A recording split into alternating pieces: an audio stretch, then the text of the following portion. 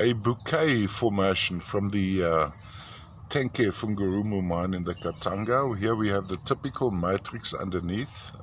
Just let me see if I can get this in focus, a little bit out of focus.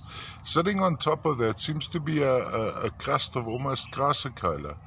And coating the crassicola would be the druzy quartz. Little, almost appears like botroids of druzy quartz with a black center, which would be, the black center would be caused by heterogenite, tiny waxy heterogenite botroids.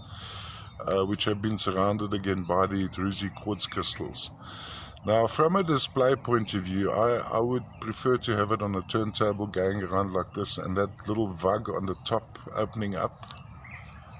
Struggling a little bit to focus, and once I focus I actually overexpose. This is a pretty accurate indication, actually a little bit brighter than what you're seeing here.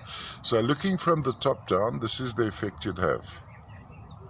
Not very large, maybe a triple thumbnail, yet I selected this one just because of the pure aesthetic and the artwork in it. And you'll see the little traces of white. That would be crassicola. Now, typically what happens at this deposit, you'd have the crassicola and the heterogenite would form on top of it.